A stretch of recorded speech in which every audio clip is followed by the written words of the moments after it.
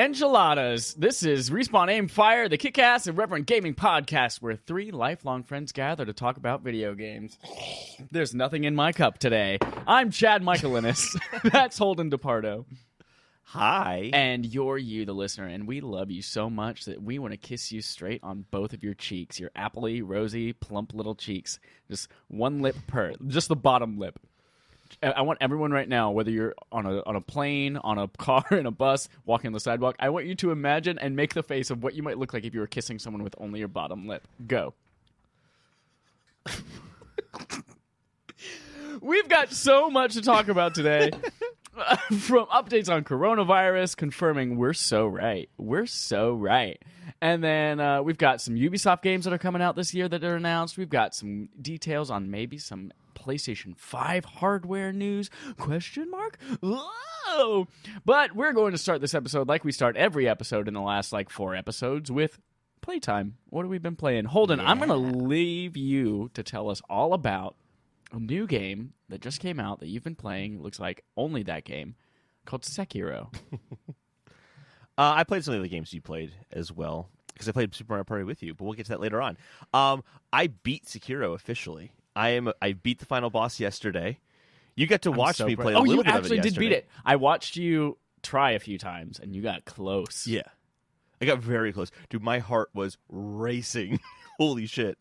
And let me tell you, that's the most satisfying, most accomplished I've ever felt beating a game ever. I'm proud of you. Hands down. I'm proud of you. I got a video of it. I tried to put it on Twitter, but it was too long of a video, so they wouldn't let me. So I'm gonna put it on YouTube because I want to share it with the world how proud I am of myself. So badass. I want everyone listening right now, if you are in public, to just start clapping for Holden.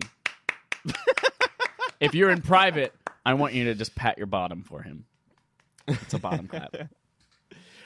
It was a nerve-wracking fight. Holy shit. First of all, the first two, it's like a 4-phase fight. Mm-hmm. The first 2 phases, I didn't get hit once. So I was just killing it. And then I get crushed in the 3rd phase. I barely make it through that. And it comes to the 4th phase, the final phase, and I start it by running off a cliff accidentally. Oh, no.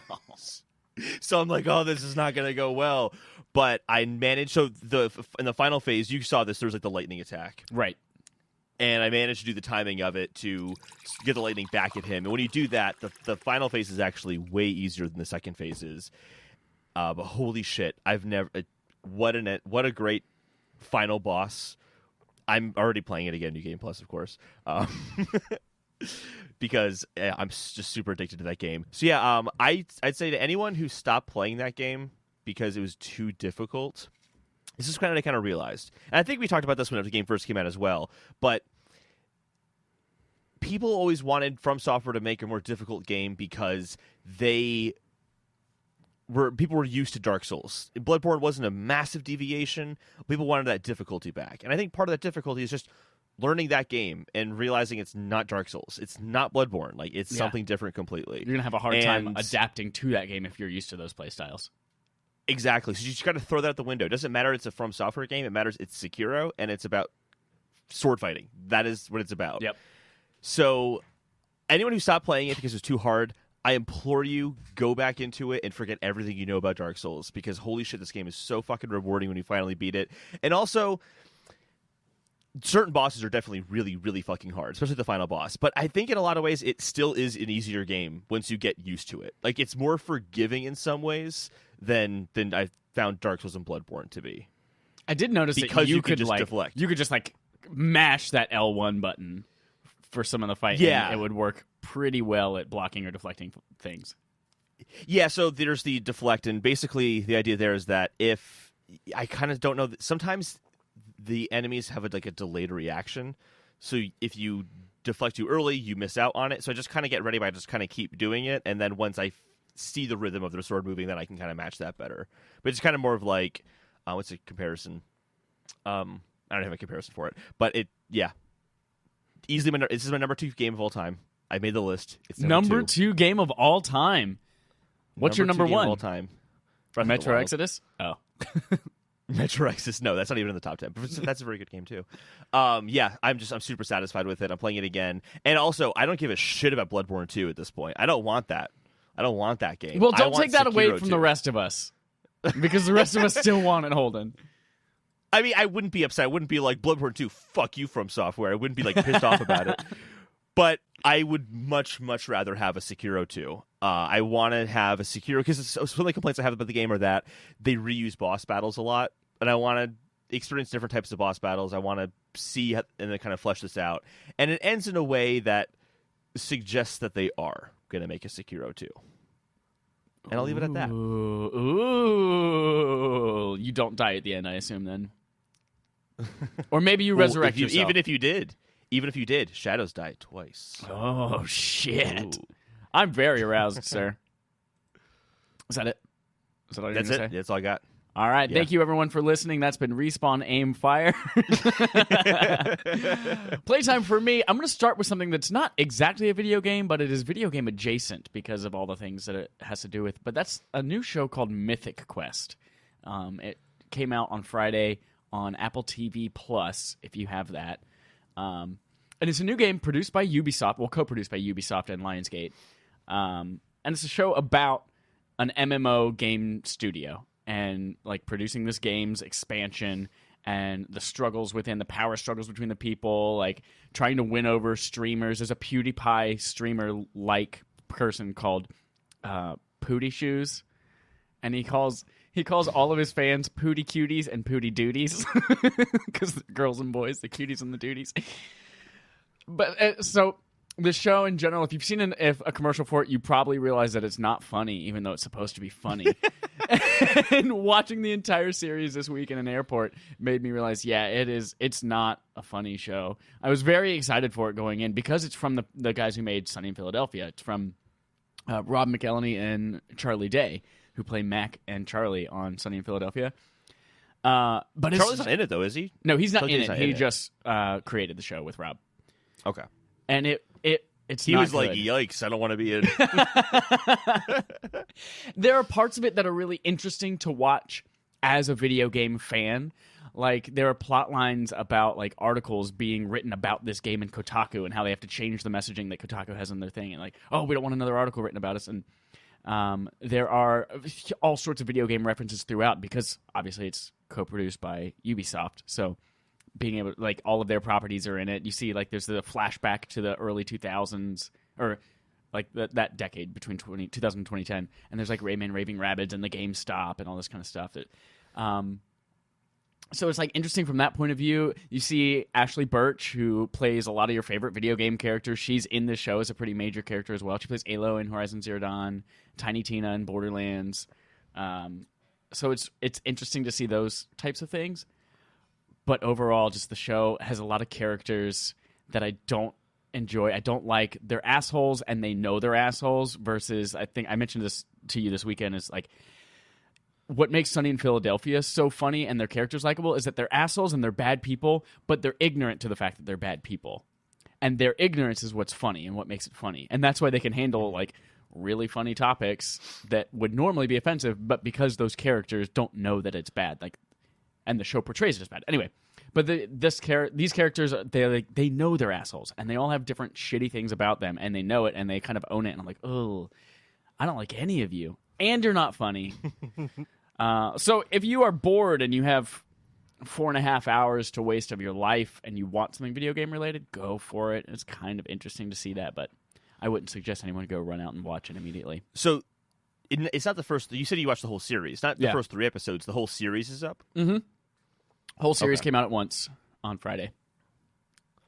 It's 9 episodes. That's not the usual model. They just wanted to dump it. Well, it seems like that's what they're doing with their shorter series, because that's what Dickinson did on Apple TV Plus as well. They dropped the whole series because they're half-hour shows. That's right.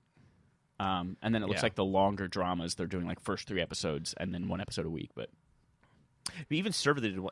Yeah, it's got to be by comedy, because I guess Dickinson's more of a comedy. They consider it more of a comedy. God, Servant was so 30 good. minutes. Dickinson was fantastic. Yeah, Servant was also 30 minutes, but that was more of a, I guess you could say, horror No, it wasn't. It's not really. It was also really boring. I liked it, but yeah, it's a slow moving show for sure. I played some other games this week. I played more of The Surge 2. I am deep, like Boom. balls deep in that game right now. Loving every frickin' second of it. Scratching that Dark Souls itch for me. I played Super Mario Party. Got into Rhode Island this weekend. Visited some people for my 30th birthday party. And Matt hooked us up in his basement with Super Mario Party. Got to play a level I haven't played before. That game, again, is like fun to play with friends, but it also is like completely randomized who wins, basically. And it's broken, but it's still really fun. Splatoon 2. I went to another Best Buy kiosk in your basement and actually gave Splatoon 2 an actual shake. And I don't think it's a game that I will return to. We didn't play again any of the single player, but you made me play the regular matches, and then you played a couple of ranked matches I watched. It's just what's weird about it to me. I know I'm a hypocrite for saying this because I'm not satisfied with the shooting of the game. Like shooting paint on the ground and shooting other people with paint doesn't feel good to me. The traversal is kind of satisfying, like actually like diving in and going quickly through and like going up the walls and the macaroni ink sound. Yeah, and that's just like the stirring the macaroni. That's what macaroni sounds like. No, but I remember back in high school, I was trying to get my best friend in high school, Tim, to play the Metroid Prime games. I was like, dude, these games are amazing. I had just gotten my Wii. I was playing the GameCube games on it. I was like, these games are amazing. And he's like, I don't like it. I was like, what do you mean you don't like it? And this was right after he got his 360 and we were playing Gears of War. And he was like, I just don't feel like shooting balls of energy doesn't feel satisfying to me like shooting a gun with real bullets and things like that does. And I was like, that's dumb. You're an idiot. You're missing out on a great game because of it. And then fast forward however many 12 years later, and I'm sitting here saying, oh, shooting paint just doesn't even if it is great mechanics, I'm just like... I would say that's actually fair, though, because in Metroid Prime, that's not the main draw of the game is shooting. Yeah. But in Splatoon, that's the main mechanic of the game is shooting your rank and traversing. I think that's a very fair criticism. I don't think that's hypocritical. Yep. So, Splatoon 2, glad I tried it. Glad I gave it a fair shake. Not for me, however. And then I played Pokemon Sword. I finally had... Yes. I took 2 flights back from Rhode Island. The first one immediately slept the entire 3-hour flight. And then I had a 5-hour flight. This was so much longer than normal for some reason. I had a 5-hour flight, and I wasn't able to sleep at all on it. So I played about 3 hours of Pokemon Sword while watching 21 Jump Street. And I just got to and beat the first gym leader. I started the 3-hour journey from the wild area, and then after 3 hours, just made it.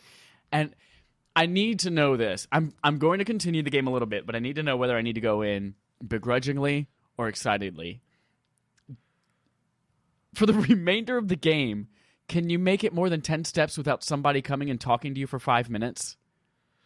Because I feel like every 10 steps is like, oh, hey, you're a Pokemon champion. You should go to the hotel and check in. I'm like, cool. I walk into the lobby of the hotel. Oh, hey, you're here. You're a Pokemon champion. There's someone at the hotel thing. You should check in. And then I go to check in. Oh, hey, Team Yell's here. And we're angry, blah, blah, blah. And it's like, Jesus Christ, just let me do one thing in the game without talking to me for 90 minutes. So I was a little frustrated by that. That's how it is. Did you play Sun and Moon? I played a few hours of Moon.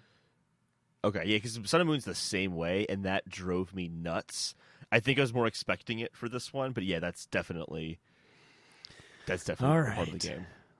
Especially with Hop. Hop is so obnoxious. He always does that, like, 2 fists kind of, like, in the air a little bit, bobbing up and down like he's still, like, a GBA character or something.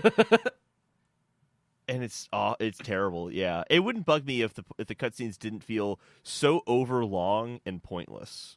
Yeah, 100%. They're pointless. Like, I could have gotten all of this information from the first of the 7 people who told me it. Yeah, so matter of fact, you did get the information from the first of 7 people. Exactly. I think it's because I'm used to, like, the only games I guess I've ever really beat are Red, Yellow, Silver, and then Alpha Sapphire. Those are the only Pokemon games I've ever beat. And those I feel like aren't too heavy on it. One, because like game design wise, on the Game Boy, the original Game Boy, like you couldn't really have a ton of like cutscenes and dialogue and stuff like that. So it's like you had to purposefully talk to someone to get to them to talk to you, and there was a lot of exploration that you could do on your own. But man, it was a slog those 3 hours getting to that gym leader. And then I was not impressed with that first gym challenge of the Wooloos, fucking making the Wooloos go through the haystacks. I don't know. I'm definitely going to continue playing it. I might not beat it though. I've got a lot of time over the next 6 weeks. Spoilers, if you listened last week, you know this, but I will not be on the next couple of episodes. Definitely not the next one, maybe the second one as well, as I'm having some pre-major surgery, and I'm going to be just in my room, not dying for 6 weeks. I'll be playing some video games, but it'll be a while before I'm back. So I'm going to have a lot of time to play.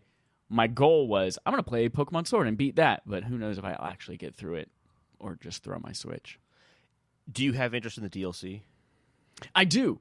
See, I think I'm really interested in like the hunt for legendaries and mythic Pokemon. Like that gets me. Right now, running into all these fucking like bunny rabbits and woobats, I'm like not super into this. But I know that once those stronger Pokemon get in there, and I'm like fucking kicking ass. I'm already kicking ass in battles and stuff like that, but I'm ready. It's super easy. I'm ready. I don't think I died once. Yeah, like, so all far my Pokemon died. I've had a Pokemon faint, but not like the whole team. Every single trainer, the gym leader. I beat the gym leader, who's the first one in Sword. I don't know if it's the same in Shield because I know they have different gym leaders. The first one in Sword is a grass type gym leader. Yeah, same in and I Shield. beat him completely with a fighting Pokemon. It was like fighting is not good against grass, but it's just like I didn't have fire, bug, or flying at all. And I just like I'm just gonna use this fighting panda, and I just beat the entire gym leader, and the fighting panda had still like half of his health left. And I was like, that was way too easy. I don't know. It feels like most Pokemon in a battle against a trainer, you can just knock out in a single hit, maybe two. Everything goes by so much faster. Yeah. Yep. And that is all she wrote. We're going to move on to a bunch of news stories. I was going to say bunch of ass news stories, but that would be a bad qualifier to put on these news stories because they're great and interesting. Starting with our fetch quests. I'm getting a phone call. I don't have time for a phone call right now. Get out of here. Stop calling No, me. answer it. Let's listen to the phone call. No, it's a 855 number, whatever that is. Oh, yeah. There is a new Ratchet and Clank that could be coming to PS5. Oh, sorry. This next string of a few news stories are all rumors. Rumored fetch quest. New Ratchet and Clank could be a PS5 launch title, according to James Bowers at DualShockers. I feel like it's you that's been saying a new Ratchet and Clank is possible as a launch title, right? Yeah, that was one of my predictions for this year. Gotcha. So I feel like this is just in here as confirmation bias. And that it's like, I want to find something that proves me right. But congratulations. It looks like you might be sniffing on the right trail there. Maybe. So this is to elaborate further on that. I made that prediction because Colin already said that there's going to be a PS4 game. Another PS4 Ratchet and Clank game. Oh, that's right. Yeah. And I said, well, clearly that's not happening because they would have announced it by now if it was going to happen between now and the PS5's launch. Maybe development got moved over to a PS5 game. This story came from Colin Moriarty saying exactly that. He's like, I don't know, but that seems like it could happen at this point, and it would probably be a launch title if so. So really, just I heard what Colin Moriarty's thoughts earlier and said, oh, maybe this seems like the next natural step for that if that's all true. And being Colin Moriarty was the originator of all that, came to the same conclusion. Gotcha. So it's really not like confirmation bias. It's just kind of like, yeah, the person who I base my prediction off of is making the same prediction. Gotcha. That's really what it is. Speaking of a next natural step, after an original, you might want to remake a sequel. And there's a rumor that Medieval 2 is getting a remake as well, and it's in development, according to Composer, says Chandler Wood at PlayStation Lifestyle. Thanks to Twitter and some little bit of flubs, there's a comment on Twitter about whether or not a Medieval remake would get a sequel or not, and the game's composer accidentally replied, actually, ... Turns out the composer was intending to respond to a tweet saying it didn't sell well, and he was going to say, well, actually. And that was my first thought as well. I was like, really? This is going to get a remake? I feel like Medieval 1 got no fanfare, didn't sell, nobody cared about it. So I was surprised to see that this might be in development. It sounds like it might not be, but we'll see. We'll see.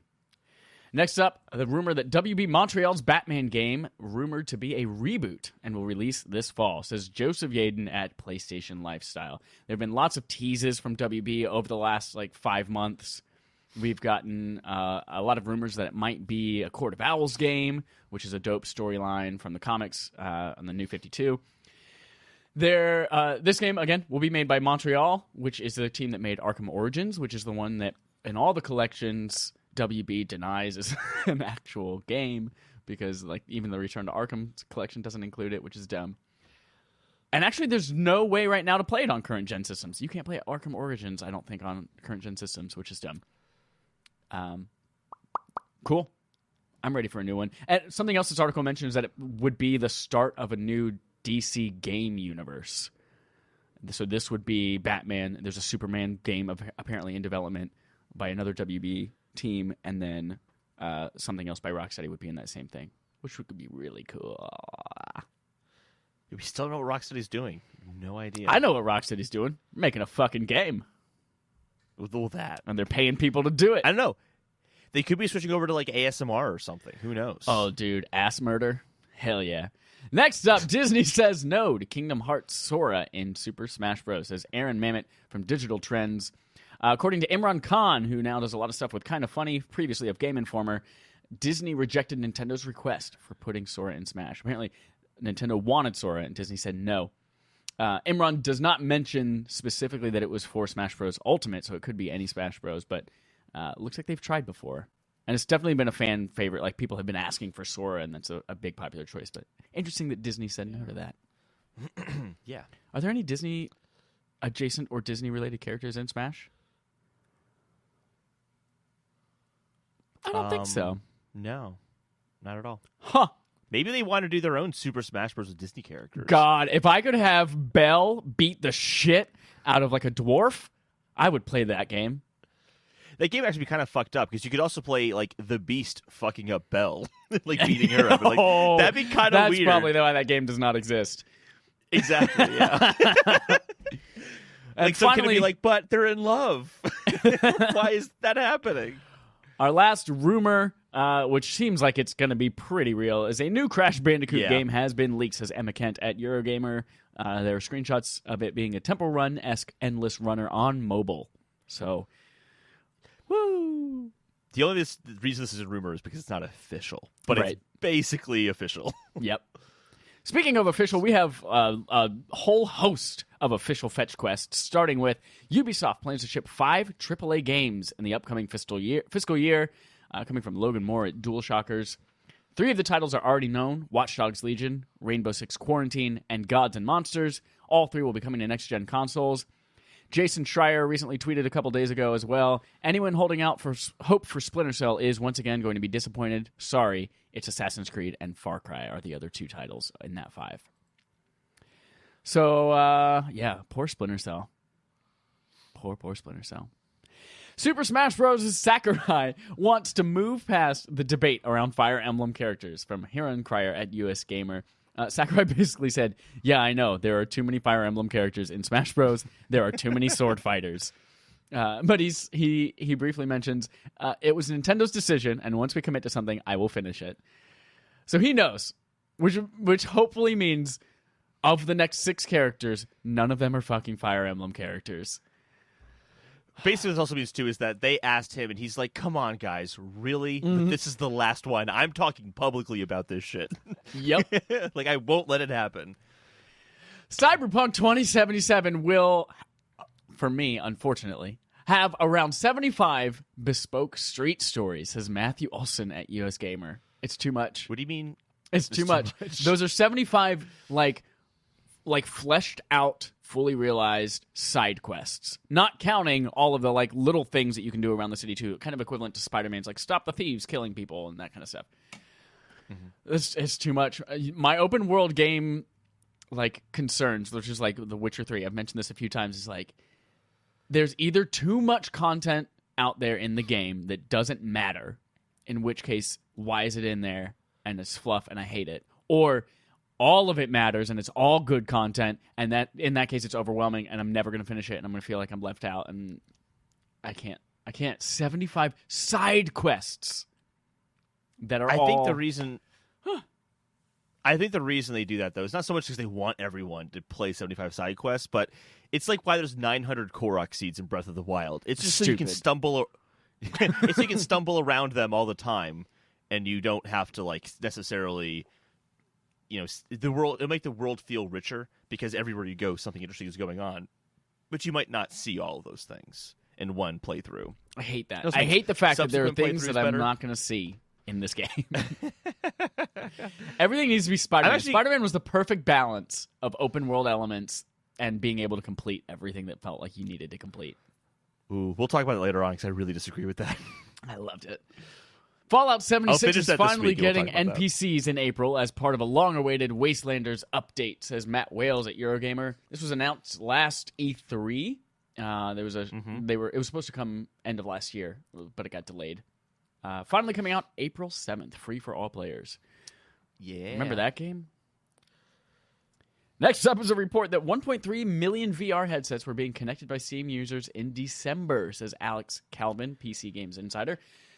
Interesting. That's a lot of VR headsets connected to Steam, which means it's not necessarily the Oculus Quest over the Christmas holiday or Hanukkah holiday or Jehovah's Witness just getting a gift because they have money to spend and not for a holiday. Were you about to say gutting a gift? Gutting a gift.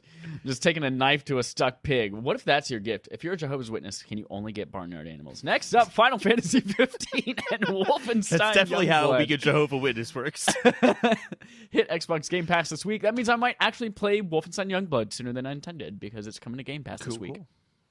And finally, and for I'm Fetch Quest. compelled by Final Fantasy 15. You should try that out now. You should. That game was dope. Platinum that game.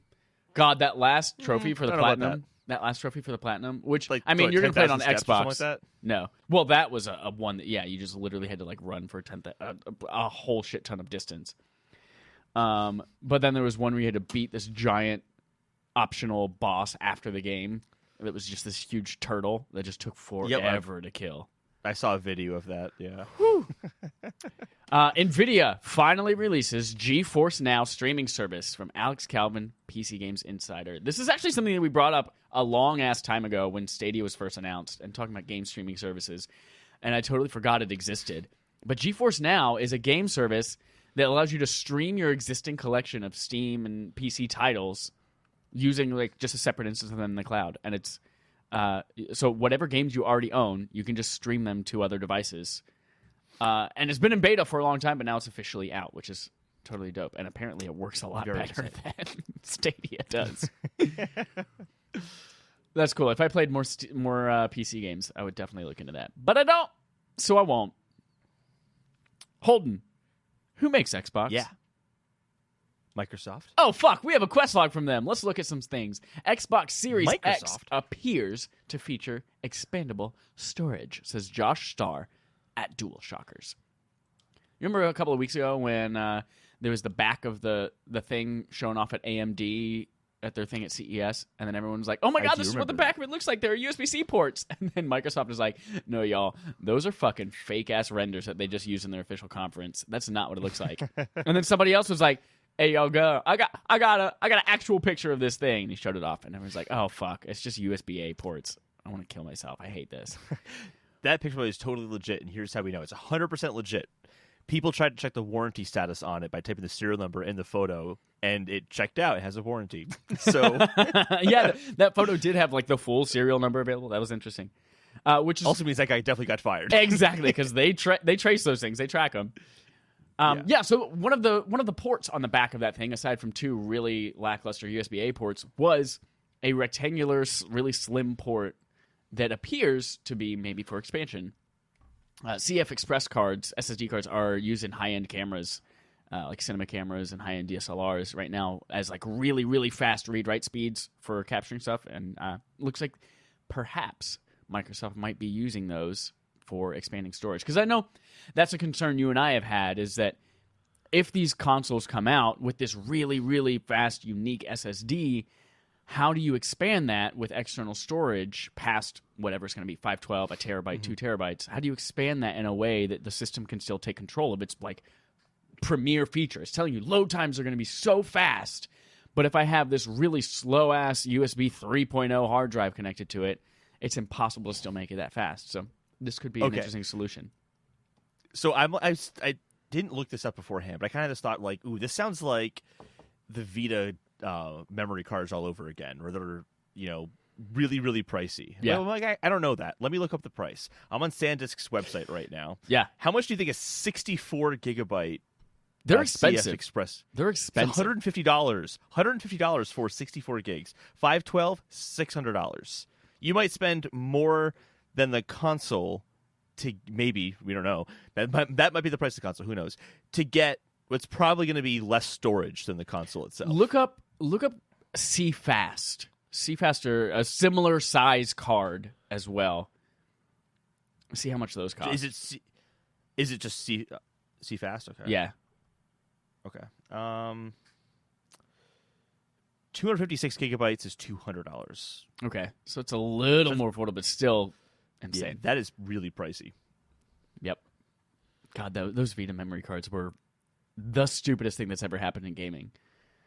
Yeah. No, actually, that's a lie. Animal Crossing exists. Next up, Microsoft is rumored to have been in talks to acquire Platinum Games last year, says Ardo Kratky at DualShockers. So Microsoft and Platinum were working really closely on the Dragon game that got canceled. What was it? Scalebound. Scalebound. I was actually looking forward to that. That dope, I was too. It was dude good. wearing the Beats headphones, being best friends with the dragon, killing shit. This comes from Brad Sams on Twitter, who says, who's known for insider knowledge at Microsoft, and apparently just the deal fell through. What a catalog of games Microsoft would have had if they had successfully bought Platinum Games. That would be insane. Suddenly they would have another Nintendo property, like they have Banjo-Kazooie now. They would have had Bayonetta. They would have had Metal Gear Solid Rising Revengeance. That was a dope hit. I went, oh yeah, that's right, that game existed. They would have had a Transformers game. But for real, Platinum does make some hits and some misses. I'm putting, what's the name? Vanquish. Vanquish is going to be on my barf poll that goes out. I'm going to put it out this week for March. It's going to be one of the 4 games on there. We'll see. Wasn't that a PS Plus game?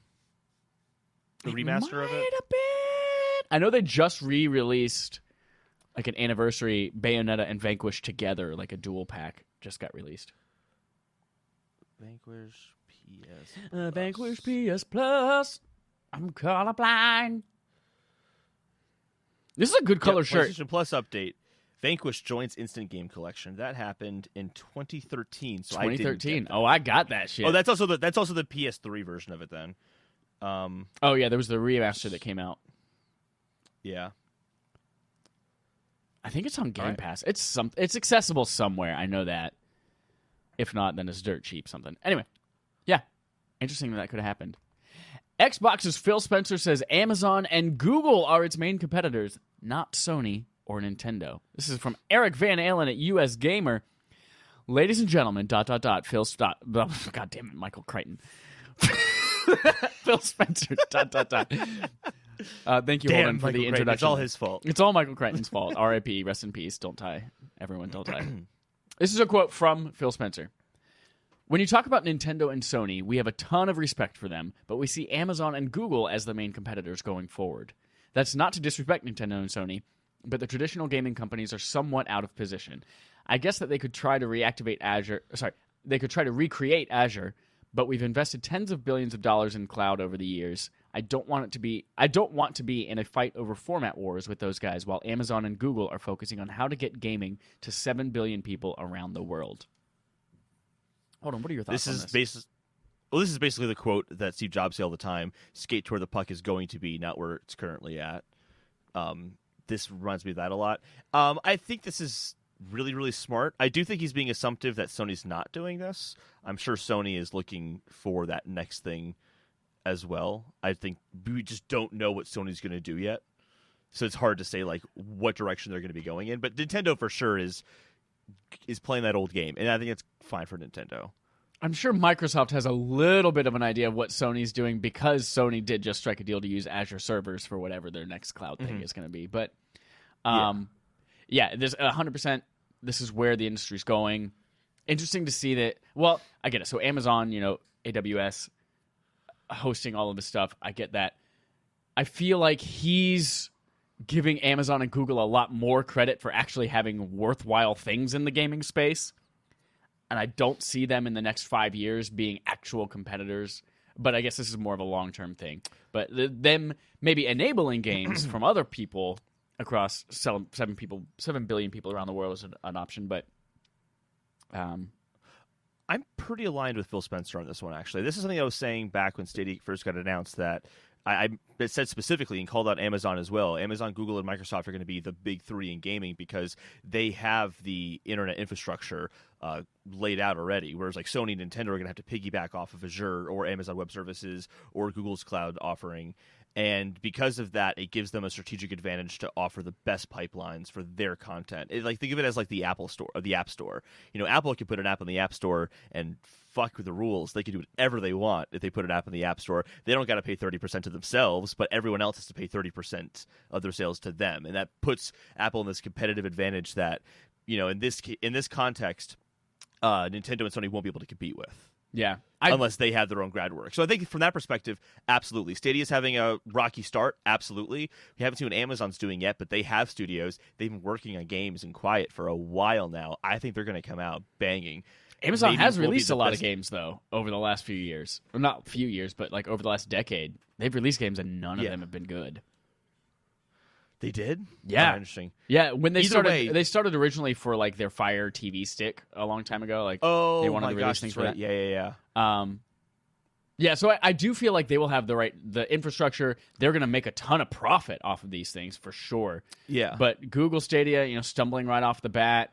I feel like Google and Amazon are not going to have worthwhile services up front. They will maybe evolve into something that is worthwhile, but in that time, I feel like Sony's going to be able to build something really great on the Azure servers in partnership with Microsoft, and I feel like they're still going to be a contender in that for sure. And then I feel like Nintendo's just going to stick with whatever it's doing and forget the internet exists. Yeah, they can get away with that though. They'll be fine. Yeah. Interesting, Phil. Nice. I'd still say though with Amazon, I want to look up the last time they released a game, because let me see here. Whoop, What's the name of the Groundhog Day groundhog? Pawtucket. Okay, so the last game they released was the Grand Tour game, which is like the Grand Tour is that like it's like a car documentary show. But before that, it was 2015. So they probably have teams that have been working on stuff for their cloud service whenever that comes out. And there's 2 other games called Crucible and New World. What's New World? Exactly. No, I actually think I've heard of this. It's Punxsutawney Phil. This sounds weird. Okay, the game is set in the mid-1600s. Players colonize a fictional land modeled after British America in the Atlantic Ocean. Well, it's historical. Except the next thing, which uses zombies to represent Native Americans. Where did that come from? Players scavenge resources, craft items, and fight other players. Amazon has not announced what payment model the game will use. A closed beta will occur in April 2020 for players who have pre-ordered. I think I'm still thinking that they're going to at least come out and say, here's our web service or our streaming service, and streaming service meaning like what Stadia means, probably just buying games from them. But they're going to come out with exclusive games, whereas Google didn't. I mean, Amazon set themselves up for that. But beyond that, even like if the future is really going in the streaming direction with like 5G really kind of ushering that in, people are going to buy games in the easiest way they possibly can. And as he says it like here, like Nintendo, Sony, and Microsoft are always going to be fighting over like us, the hardcore gamers, but it's these other 7 billion people around the world that'll just go, oh, cool. Like I played Half-Life a long time ago and really liked it. Half-Life, 7 is now out, so I'm gonna pick that up, and I don't have to buy a console. I'll just play it on Amazon because I'm not really like this is just the one game I want to play. Right. In that sense, Amazon, Google are going to absolutely dominate gaming, and we're just going to be having our own little like world with Sony, Nintendo, Microsoft still. I think that's kind of what he's trying to say. Interesting take. We're going to move on to our Sony Quest log, where a Sony patent describes system to help players who are stuck in a game. Says Zarminicon at PlayStation Lifestyle. According to a patent, there's a player that could just simply ask PlayStation how to complete a puzzle or defeat a boss or etc. and get a suggestion. And apparently these suggestions could also include microtransactions. We've seen similar things, like, for instance, the Google Assistant built into Stadia that still doesn't exist, really, where you can say, hey, how do I beat this level? And developers could, like, oh, well, let's go right to a YouTube video or a walkthrough. Which is the coolest feature they announced. Yeah. That was amazing. And then we've also seen things like in Nintendo games recently, over the last few years, there are options where you could just, like, say, hey, I can't do this platforming puzzle. Have Mario do it for me, and then I'll just pick up whenever he's done. So there are these little helpful things throughout games already. There's a little bit of a precedent. But I would 100% welcome this because I feel like there are games, I can't think of any off the top of my head right now, but there are games that I get to a particular spot in them, and I know that I want to finish this game. Like, there's a cool game, I like it, but just like one boss or one puzzle, and just like I don't feel like doing this, or I can't do this, and it's a shame that it broke the game for me. I think that the article mentioned the microtransactions part as this like really bad thing. I actually don't think that'd be that bad. Like, I kind of see that as playing out. Using me playing Sekiro as an example, I ended up beating the final boss. I used in order to do that, I used an item called an Akko sugar, which increases my attack power temporarily. Mm-hmm. So I can see you being like, man, how do I beat this boss? And the game responds back to me and says, well, you're having a hard time. You might want to do more damage to him if you get this little item like for 99 cents. Then you can do more damage to and beat the boss. I imagine it being something like that. I don't think that's terrible. Yeah. As long as it's a single player. Especially thinking of Lady Butterfly in that game and how they're like, they tell you in the game, oh man, yeah, if you want to get rid of those little ghosts, just use this one consumable item. And then they give you like one of them. Like, cool. Yeah. Use that on the first time I tried, and now I don't have any of those. Like, cool. Yeah, we'll charge you 49 cents for more if you want. I never used any of those, right? And I'm only saying this because at the end of the game, guess how many I had? I didn't use 6. one. Exactly 6. Is that for real? Yeah. Yeah. Exactly 6. Like, and those things don't even get rid of a lot of the ghosts. They don't get rid of all of them. It's such bullshit. It's so stupid. Yeah, I'm all for this. The microtransactions they would definitely have to be something that over time we learn from trial and error about what's right and what's not right. If it's something that, like, hey, we can tell you how to defeat this boss with a 49-cent microtransaction, I'm not a fan of that. Because I could easily just look on my phone, go to Google, or go to YouTube, and figure out how to beat it. Oh, that'd be but if it provides me if something, right? If it provides me with something, or if it completes something for me, then yeah, if it would be worth $1 or $2 to get past something to allow me to see the rest of the game that I wouldn't be able to see otherwise, for sure. Mm-hmm. And then for those people who are like, well, it's cheating, it fucking breaks the game. Well, who the fuck cares if I, in my single-player game, cheated to get past it? Why does that take away from your experience?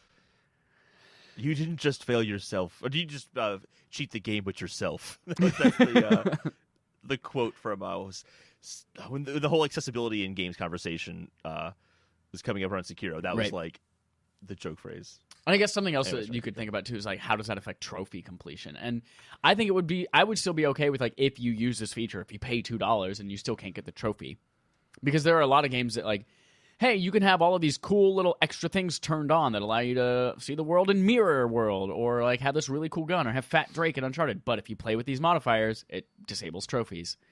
And so I think that's like, if you can't beat this boss regularly and you pay $2 to get past it, I'm okay with still not getting the trophy for that. That's because trophies are not rights; they're privileges. They are privileges. It's a privilege to peer. You're in town. Got a big oopsie in the next one. Do we? Ubisoft says PS5 backwards compatibility, quote, almost all back catalog, end quote, of previous consoles. Says Joseph Yaden at PlayStation Lifestyle. Yves Guillemot, during an earnings call, says, quote, these consoles will be running almost all the back catalog of previous consoles. It'll be something new in the industry. It will help the old generations to continue to be big consoles on the market for years to come. Oops. That's the biggest thing that I've wanted from this next generation, too, is to be able to play all of my old games. Now, here's the thing. Hopefully, it accesses the PS3 back catalog digitally that I've already purchased. Speaking of, PS5 backwards compatibility could be enhanced. Well, before you go into that thought, I just want to say, I think this is going to be the majority of games. He says almost all. I think that almost all would take away things like the PlayStation iToy games. Sure. Or PlayStation Home. I think it's... Yeah. I really think if they're going to bring back PS2, it's everything. If they're going to bring PS1, it's everything. Anyway, sorry, keep going. Speaking of, PS5 backwards compatibility could be enhanced by AI upscaling, says Chandler Wood at PlayStation Lifestyle. Apparently, this technology is not new, but Jason Gwertzman, founder of PlayFab, discusses how technology has made them consider shipping a game with lower resolution textures and have machine learning handle the rest to make it actually look good once you're playing it on your console.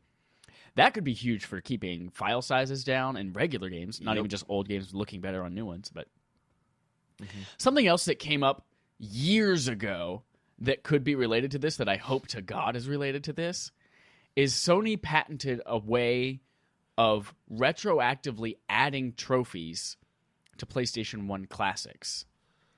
Oh, interesting. So if you were playing Final Fantasy VII, the classic version, not the PS4 re-release and not the PS4 remake, there's a way that they could actually go in and mark points in there without like just having like either AI or having developers go in and manually put things in to actually have trophies pop on old games, which would be so cool.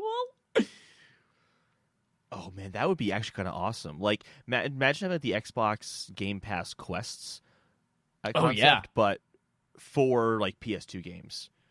Hell yeah, that's badass! Sony has launched an official PS5 webpage, and it's short on new details. From Brian Ashcraft at Kotaku. The website does confirm a holiday release. I know, Holden, you were like, there's a chance that it could come out this summer because they just said 2020, but nope. Turns out it is officially holiday. And then aside from that, we don't know much else. But there is a quote that says, "We've begun to share some of the incredible features you can expect from PlayStation 5, but we're not quite ready to fully unveil the next generation of PlayStation." Sorry, I'm like trying not to burp in the middle of that. Hardcore. They're such teases right now. Yep. They didn't have to do that. They could have like just made an announcement and then the day that they announce the stuff, then make the PS5 website. But no, they're like, yeah, just like put it out there. Don't say anything on it. It'll get attention. Yep. Good marketing move. Very good marketing move on their part. Also, it's probably like, let's buy this domain before somebody else does and we have to buy it from them. I wonder if somebody's already bought... No, I feel like we read a news story a while ago that's like, PlayStation has already bought up to PlayStation 10 or something like that. Yeah. Did you hear the story of the guy who... Basically, Google lapsed on their domain register, and this guy noticed that he could buy Google.com, so he did. What? Yeah. No. And, man, the guy could have squeezed so much money out of Google, and he ended up with, I think $40,000, which is a lot of money, but you could have been like, hey, I mean, your whole, profit line depends on Google.com. Yep. I want $1 million. And Google would have done it probably. Yep. Anyways, next up, the PlayStation 5. More news about it. The price is seemingly still undetermined, says Alistair Wong at Silicon Era. Apparently, the price hasn't been decided yet because of a variety of factors, but CFO Hiroki Totaki says Sony needs to find the right balance between labor costs and volume, and if looking at our competitors and what they're doing is... sorry, this is not a direct quote, but if looking at the competitors and where they're at, that might make us reconsider kind of where we're going to be at as well. So it looks like they might be waiting for Microsoft to make a move first before they determine how much they're going to charge for theirs. And part of that comes down to how much money are we willing to lose per console in order to still come out and be maybe the cheaper console or a competitive price at least. I don't know. I don't know if I see it that way because a lot of that same talk happened around the PS4, Xbox One announcement. It was like, oh, at E3, Xbox was announced to be $500, and then later, the next day, Sony announced $400. It's because they heard the price of the Xbox and decided to go lower. And Sony even commented afterwards, like, no, we knew it was going to be $400. That's what we priced it at because that's what worked for us. I don't know, if a company could say, well, we were going to take a $50 hit, but what's another $50 times a million, in losses? I don't, and just in launch day sales, and then maybe 10 million by the end of a few months. I just don't know if they would do that. To me, I read the right balance between labor costs and volume to even kind of mean, let's see what happens with this coronavirus thing and see what kind of labor we could even get to make them, and the amount of volume we can get as well. That's how I read it, at least. But we're going to have to see. Yeah, we will have to see, Holden. Find out. And then finally, the next PS5 and last thing on our Sony-related quest log is the PS5 SSD. Could be the Samsung NVMe SSD 980 QVO. Lots of letters and things in there. Chandler Wood at PlayStation Lifestyle wrote this article. It says, this is by no means a confirmation, although it's very possible. There's Let's Go Digital simply noticed a similarity between Mark Cerny and Samsung's language when they were describing the new SSDs. Cerny describes the PS5's SSD as specialized and has raw bandwidth higher than any SSDs available for PCs. Samsung's new NVMe SSDs, they can reach 7 gigabytes per second read speeds. That's gigabytes, not gigabits, which is much more impressive. A mid-tier QVO drive with slightly slower specs is more likely to be in the PS5, considering it's $200 cheaper than the Pro version. And for reference, they market these new drives with the trademark tagline, Unstoppable Speeds. I'm glad that you put this in here because this week, I separately, unrelated to this, just looked into what an NVMe drive was, SSD, versus the traditional SATA SSD drive. And I think there's a lot of people who are looking into, well, I can get an SSD for my PC for 2 terabytes for like $80. And those happen to be the SATA versions of these, which are a different type of way that That's old tech now. Exactly, old tech, different way that the hard drive talks to the computer. It's much slower. And in looking at the speed comparisons of NVMe versus SATA SSDs, it is incredible how much faster these things are. SATA is like a few hundred megabytes per second, isn't it? Yeah, versus the 7 gigabytes per second that we're getting here. That's 7,000 megabytes that you get from an NVMe version of the drive. So I don't think that like comparing what you can get traditionally nowadays as an SSD for your PC to what we might see in the PlayStation 5 and Xbox One X is Xbox Series X is a fair comparison at all. And I still think we're kind of in the dark as how much that's actually going to push up the price of these consoles because it's going to be huge.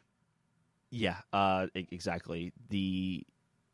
A lot of people were saying the whole like, oh yeah, it's not gonna be too bad. SSDs are really cheap now, but it's like saying like these are custom made. This is specialized. This is new tech. This is not something that has existed before. But also, I think this puts a really interesting. It's an interesting change in the kind of PC versus console debate, where PCs might have more power, but if they can pull off that hard drive faster on consoles, and those drives are proprietary to consoles, that gives a really big advantage to consoles. And you're going to start seeing different types of games maybe that couldn't be on PCs until they catch up, and people on PCs upgrade their hard drives to these, NVMe drives. Like, this could be a really interesting change in that conversation. And I could be totally wrong here, but it seems like that's a possibility. And I'd be very interested to see how that plays out. Yeah. We'll have to see. We will. Things we don't have to see, though, because they're already hinted at in ESRB, is that the Nintendo quest log, Animal Crossing New Horizons DLC, hinted at by ESRB rating. Says Jenny Leda at Siliconera as well. The official ESRB rating doesn't actually hint at DLC, but it does say includes in-game purchases. Speaking of Animal Crossing, they will use cloud backups, but under very specific circumstances, says Hiran Cryer, US Gamer. Cloud saves apparently will only be allowed for Animal Crossing if your Switch is damaged or lost. And then Nintendo hopes that this will prevent people from time traveling in the game. First of all, that's not how cloud saves work. If my Switch is lost, I can't say, hey, now can we enable this cloud save on it, please? Yep. No, Exactly. You have to proactively back it up to the cloud so that if it does get lost, you can retrieve it. I think what they're not communicating very well here at all is that there will be cloud saves, but you can't access it whenever you want to. You can only access it when there's a need for it. And I actually understand where Nintendo's coming from here. When you play Animal Crossing, people who don't know, it is a real-time game with a full 365-day calendar. So if it's, right now it's 4/10 as we're recording this. If I open up Animal Crossing, it is 4/10 on Monday, February 10th in 2020. So what will happen is people will say, oh, okay, so I put some bells in the bank. I'm now going to change the time on my Nintendo 3DS to be 90 years in the future, and the interest on those bells skyrockets. So now I can just start buying the next upgrade for my house in a day, as opposed to doing what you're supposed to do, which is slowly save money over time until you can get that house. And so I think what they're trying to prevent you from doing is messing with the time and then pulling down saves from a different time to have some sort of change in the game. I don't know how the systems in New Horizons are going to work, so I don't know exactly how you can manipulate that, but they've probably figured out some ways that people can manipulate time in that game, like they've done in every other Animal Crossing game in the past. And it does kind of ruin the game. They've always been trying to prevent you from doing it in some way, like if you jump 90 years in the future, your town is covered in weeds, and now you have to pluck all the weeds out of your town because time passed, 90 years passed, and you weren't picking the weeds like you were supposed to for 90 years. So it happens. My initial thought is why the fuck do they care? Why do they care if me and my single player Animal Crossing on my island on my Switch decide that I want to jump in time and get this? And it's it's my experience. I'm not competing online for having the best strawberry, so who the fuck cares if I make mine faster? Why do they care? And it's in the past, you've been able to change the time on your 3DS to whatever you want, and there's been Animal Crossings on that. You've been able to do it with the Wii, when there was Animal Crossing on that.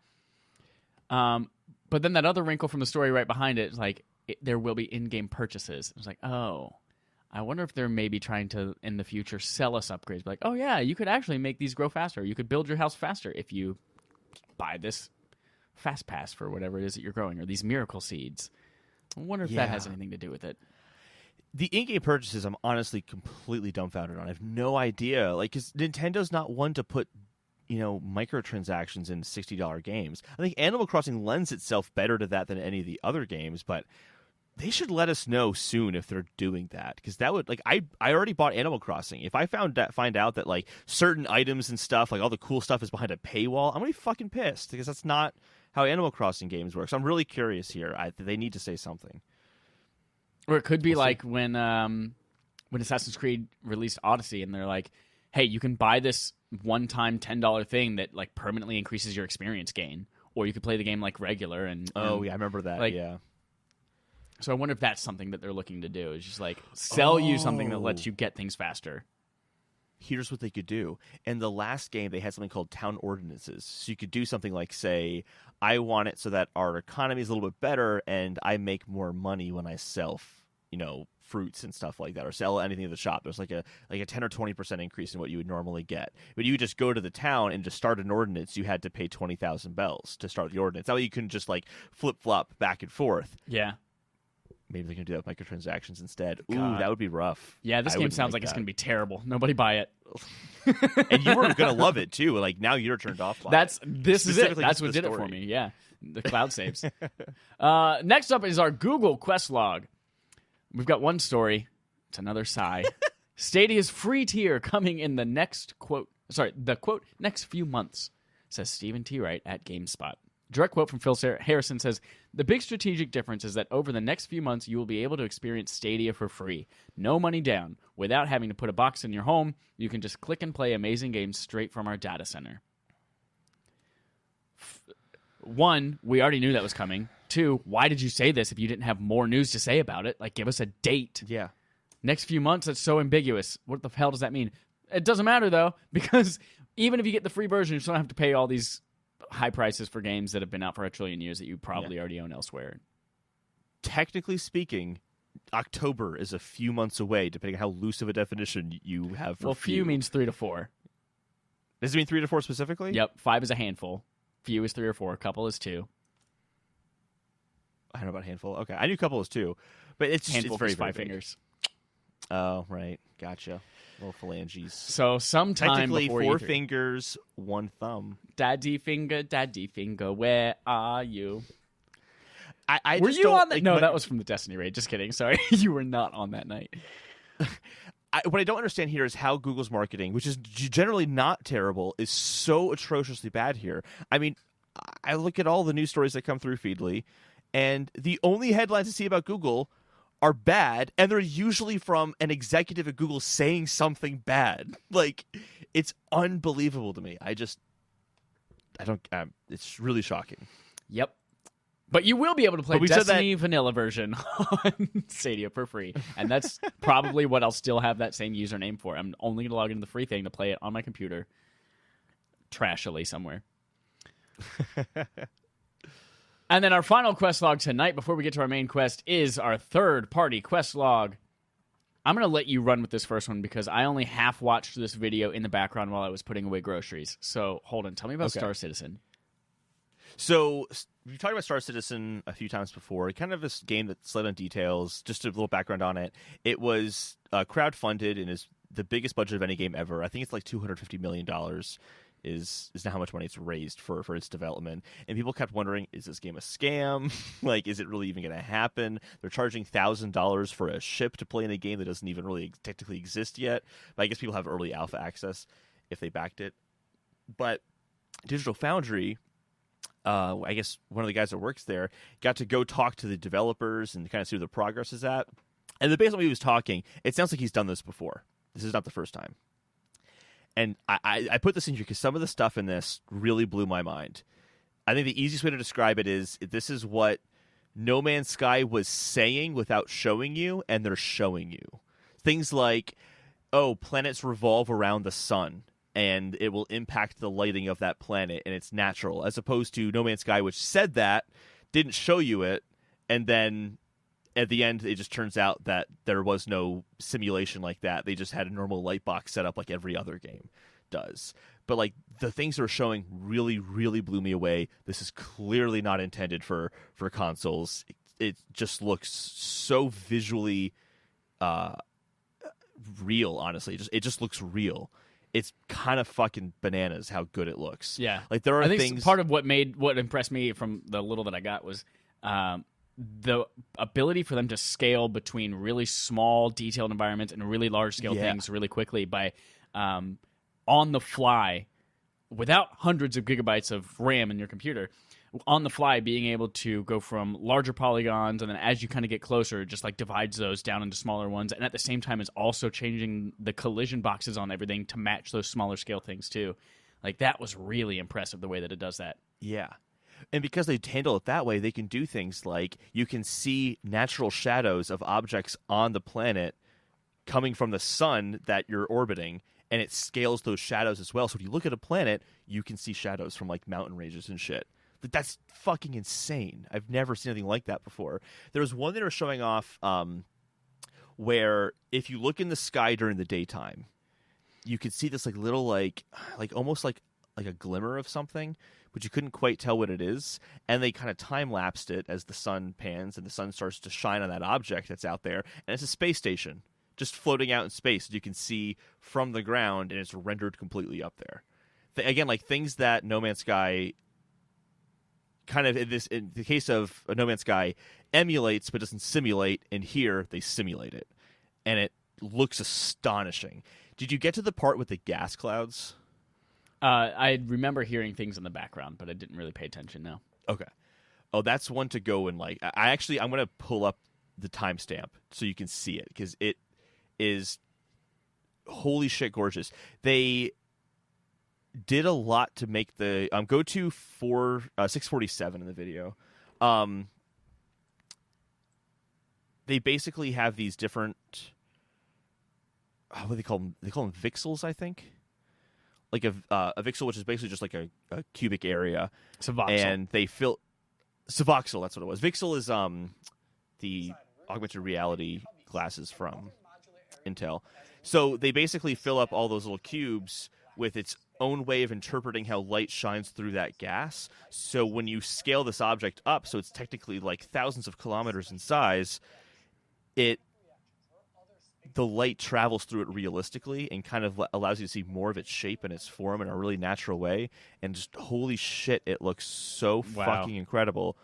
And there's this one shot a little bit later of a ship flying through one of these, and just the way the asteroids at 7:05, you go to that shot's unbelievable. There's basically a ship flying through this gas cloud. There's a sun that's on the other side of the gas cloud, outside of it, that's shining onto all these asteroids and passing through the gas, and it looks like I would imagine a movie would look like if they were to like shoot this and go to space and film it. Like it really does look astonishingly good. And clearly this game is not bullshit. Clearly this is a for real game. They're just taking their time. If you're interested in the video that we're talking about, it's going to be in the show notes. So if you want to go to your podcast player and look at the show notes, there's going to be a link to the YouTube video. It's about 20 minutes. Yeah, it's 20 minutes, but it's well worth it if you're into the technical details behind the scenes. There's some really remarkable stuff they show in that. And I had the feeling this is probably going to be PC only based on how it looks. Oh, hell yeah.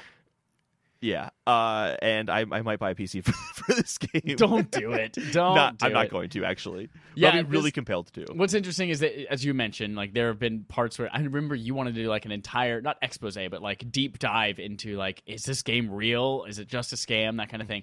And this and the level of detail they're talking about and the systems that are in play sounds like, no, this is absolutely real. And all of this money is going into these really complex, amazing systems that we've never seen before. My question is like the practicality and reality of like, well, this will be really great for this one game that people might never actually get to finish and play. And then where does it go from there? What do you do with these systems now that are developed? Are they going to be able to scale to other platforms and other games and other engines? Or is it just like something that only Star Citizen uses? And what if Star Citizen's not even a good game? It just has these cool things in it. Yeah, we'll find. I mean, in that case, it's crowdfunded, so it's not really going to be like a loss necessarily for them, so that'll kind of work out. But they said that it's going to be a massively multiplayer online game. I think that makes sense. There's also going to be another game called Squadron 42, which is like a single player game that's separate but uses the world of Star Citizen. So yeah, I'm very, very curious. Actually, that Squadron 42 is supposed to be coming out within the next like 2 years or so. That's what they say. Yep, probably not though. You know what else they say? They say Resident Evil's coming to Netflix. Resident Evil Netflix series to enter production in June, says James Bowers from DualShockers. It will be separate from the new rebooted film series that's coming out, and it's going to include 8 hour long episodes. And then speaking of Netflix, I should have clarified in the notes here. The film series we're referring to is the other one, the original film series. They didn't even mention the new film series. Oh, gotcha. Well, there is also a new film series coming. Speaking of, Netflix publishes and then pulls the Resident Evil show plot description, says Wesley Yinpool at Eurogamer. It is no longer available, but it used to read, the town of Clearfield, Maryland has long stood in the shadow of 3 seemingly unrelated behemoths, the Umbrella Corporation, the decommissioned Greenwood Asylum, and Washington, D.C. Today, 26 years after the discovery of the T-virus, secrets held by the 3 will start to be revealed at the first signs of outbreak. Interesting. Very interesting. Does that do anything for you? What it tells me is that it's going to be a Resident Evil TV show. That's a really vague description. Yep. It's going to be a Resident Evil TV show being set in Maryland. Raccoon City, where is that usually set? Where is Raccoon City? I don't know. I feel like it's not Maryland. Wuhan, wherever it is. Wuhan in China?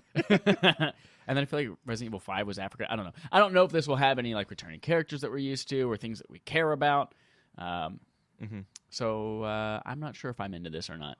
And I feel like it's probably going to be maybe around the same budget as the Resident Evil movies, and those were not great. So I don't know. I think probably the same, or close to a budget at least. Actually, it would be close to this budget of like a Witcher. I don't know. I'm curious to see what they show off when trailers and stuff like that are released. Yeah. But it could be kind of hit or miss. Speaking of Resident Evil. Speaking of Resident Evil Outbreak, we are going to continue covering the outbreak of the coronavirus as our main quest this time. Last week we talked about the coronavirus and how it's spreading in China, and we kind of guessed like what kind of impact, if any, will this have on next-gen consoles. Our conversation kind of seemed to wrap up around like we both agreed that while there probably won't be a delay, there will probably be some kind of like shortage at launch for sure. And it might not necessarily push the price up. But we have a few other wrinkles that have unraveled themselves in the last week that we want to bring up to kind of continue this conversation. One is that PS5 coronavirus delay is possible as outbreak in China continues, says Chandler Wood at PlayStation Lifestyle. There's been a statement from financial firm Jefferies Group that predicts manufacturing issues with the next generation consoles. There's a quote that says, if the company shutdowns exceed a month or so, game schedules will be delayed. new consoles may likely suffer supply issues from a prolonged disruption ahead of their fall 2020 planned launches. Something else that's of note that we kind of mentioned last year, like, I don't know if a lot of game production happens in China. It turns out that they note that 30 to 50% of Western games' art direction are actually handled in China. So that does actually have an impact on Western games that might be made in the US or Europe, or even games made in Japan. There are two other stories here that are kind of related that I want to go through. Michael Pachter doesn't think that coronavirus poses immediate threat to next gen, says Armin Khan at PlayStation Lifestyle. From this, we've got Michael Pachter, analyst for Wedbush Securities, commented on coronavirus's impact on the next-gen manufacturing. He says, quote, "If coronavirus lasts through June, it will be a problem. It's possible that it lasts that long, but the stock market tells you that that's not the case. If it were, the market would be tanking because of the long-term disruption of the supply chain." And then he kind of relates this. I was curious, like, why is he talking about Apple in the middle of this video game next-gen conversation? He kind of contrast this with how things are looking over at Apple, which is another big giant technology that does a lot of manufacturing in China. And he says, "I could see Apple panicking if coronavirus is still an issue in a month, but I think Sony and Microsoft will quietly arrange for production in Taiwan and Vietnam at a cost of maybe $5 to $10 per unit more just to be safe." But he notes that Apple doesn't have the immediate alternatives for their supply chain, and they have things that right now that are selling like crazy, like new phones, and so they could very well be hit by coronavirus-related issues, whereas Sony and Microsoft have a little bit more time before it starts to affect them as well. And then we'll read this last one, and then we'll discuss it all together. Animal Crossing Nintendo Switch suffers production delays in Japan due to coronavirus, from Matt Kim at IGN. The Animal Crossing Switch reservation date went from February 8th to TBD for Japan only. America and Europe are not affected. And these are for manufacturing issues for Switch units intended for the Japanese market. Does not appear that they're going to carry over to the North American or European supply chains. Holden, how does this change your views on what we discussed last week? It doesn't really change that much. And a big reason for that is actually something not mentioned in the articles here, is that it seems like coronavirus is already not necessarily slowing down, but it's heavily contained at this point. Like, there are 34,000, roughly 44,000 people who are infected right now. There's only like a handful of people. Well, not 5 people. There's about 200 people outside of China that are affected, and it doesn't seem like that's growing. So it seems like it's contained in China right now, and that's a good thing because we don't want it to spread, obviously. The death toll is not high. People seem saying, oh, it's higher than SARS was already. But SARS had 10,000 cases in its lifetime and around the same number of deaths as the coronavirus. But coronavirus is 34,000. So it's like only 2% of people who have coronavirus it's actually been fatal. Still not good, obviously, but like I don't kind of on that too. Sorry, on that same thing related. I read somewhere that like the common cold is killing more people right now than coronavirus. Yeah. It just happens to be that this is like some crazy different new virus a take on a different type of virus that we've seen before. Yeah.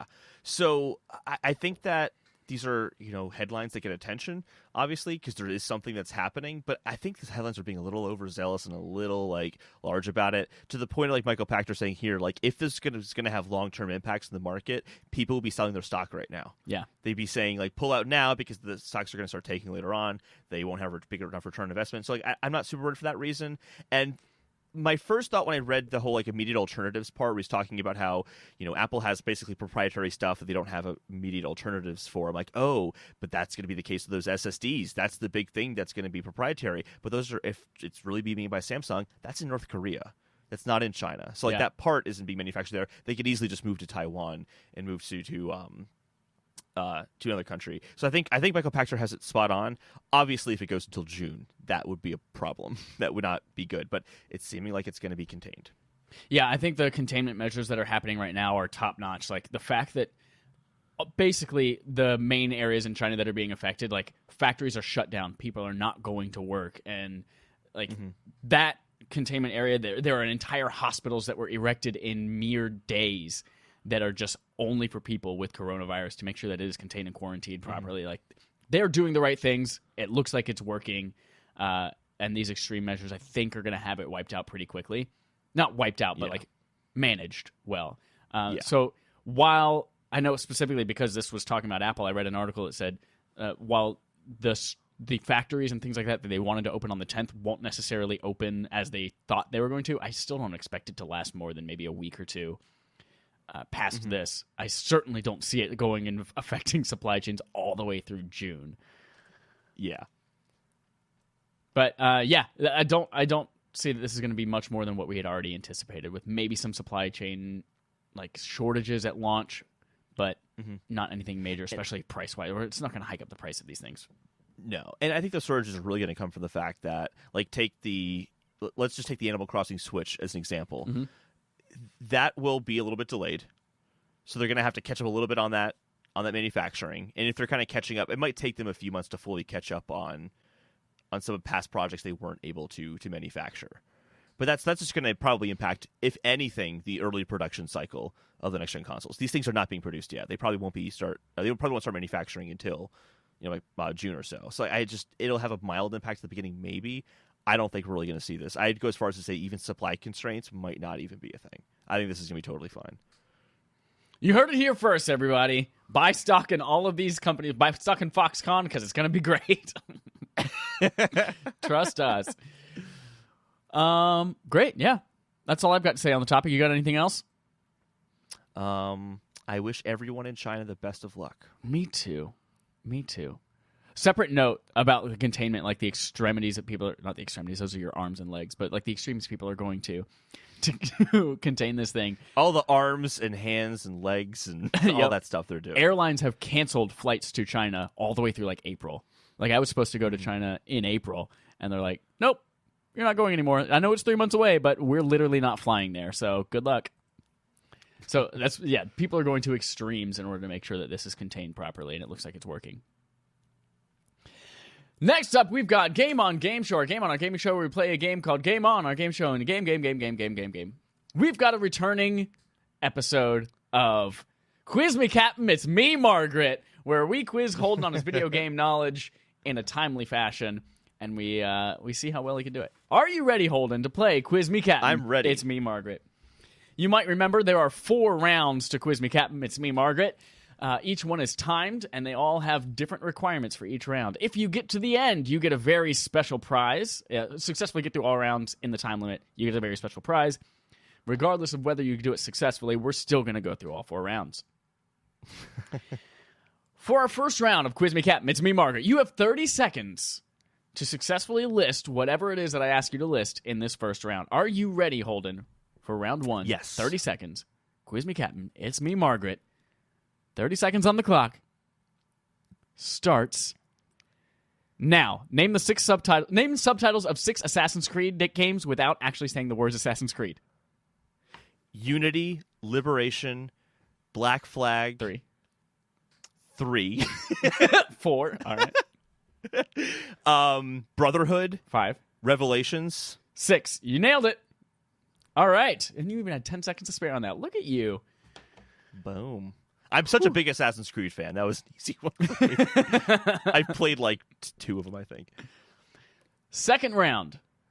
This one's got 3 questions in it, but you have more time. You have 60 seconds this time. Are you ready for round 2 of Quiz Me Captain? It's Me, Margaret. Yeah. 60 seconds starts. Wait, to list another thing you're going to give me? Okay, yeah. I'm going to give you 3 more prompts, and you have to answer all 3 within 60 seconds. That's right. Are you ready? Yes. 60 seconds starts now. Name 6 licensed video games based on movies.